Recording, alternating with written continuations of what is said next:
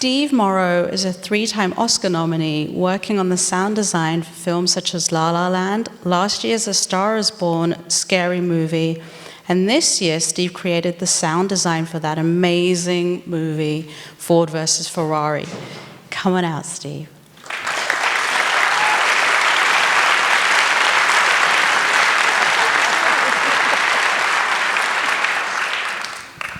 Oh my gosh, that clip. Okay, so first of all, let's do this. Tell everybody the difference between sound design and sound editing. What you do. Essentially, I'm a production sound mixer, so I'm the guy on set recording the actors acting. And the sound designer is going to be the one who makes, the transformer sound like a transformer, or the jet engines sound like the sound. And in our film, the sound editing team made sure that the cars sounded like the actual cars. Those were, 50-year-old cars. And the ones we had on set were more modernized so that we could film with them every day and make sure they didn't break down. And so the sound designers in post went out and found the original cars from the race, the original Ferraris, the Porsches, the GT40s, and strapped a bunch of microphones to them and took them around the track a few times.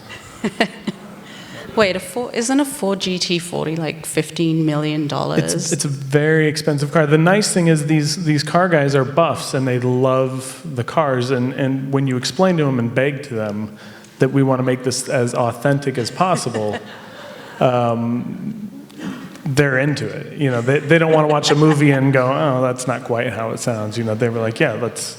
With a good enough insurance premium, I'm sure. But there's a story behind how they managed to track down the original Ford GT40, though, right? Yeah, well, there's actually a race club, I believe, up in Northern California that does a race once every few years, kind of recreates that race, and so they were all there gathered, and it was just basically a big favor ask. And it must be a dream to do a car racing movie. But what's so great about this movie is the way it balances the emotion with the action.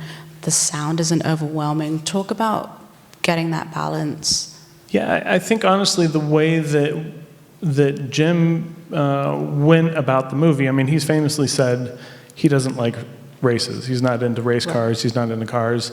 But the way that we, as a crew, went into the film was this is a story about two guys, their relationship, and how they dealt with their everyday relationship. And so the car racing isn't necessarily secondary, but it's part of the story. But it's really about these two guys and their relationship and their love for each other. And then you've got a scene at the end, like the end with the Le Mans race taking between, 25 minutes of the movie. Minutes, yeah. Talk about creating the sound on that, because there's also a lot of, there's the dialogue, there's the music. Yeah, it's a tricky balance to, if you're going to put an audience through a 20-minute long race, you're going to wear people out if you don't do a proper mix.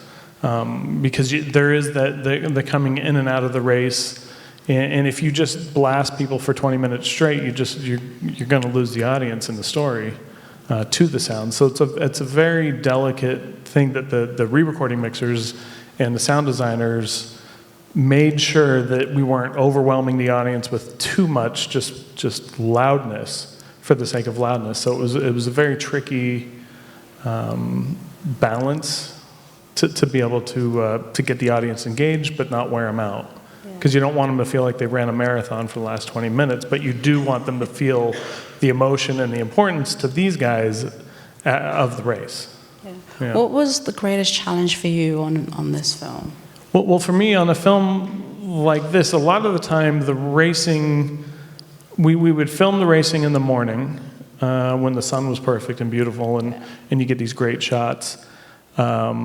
And in like a clip like that where he's talking through the race, they're racing on real racetracks. That's Willow Springs up north, just past Palmdale, and it's 110 degrees, at 8 in the morning, and it's dead calm. We do all the racing, and then we come into the pits to do some scenes, and it becomes a 40-mile-an-hour wind for the rest of the day, where there's dust and wind and heat, and you have to make it look like that's not painful for anybody to work through. So I think the majority of the movie was filmed in the wind and the heat, but it was a pleasure to do it because you were telling this story that was so obviously beautiful between these two guys, and we were getting an authentic movie about this period of time.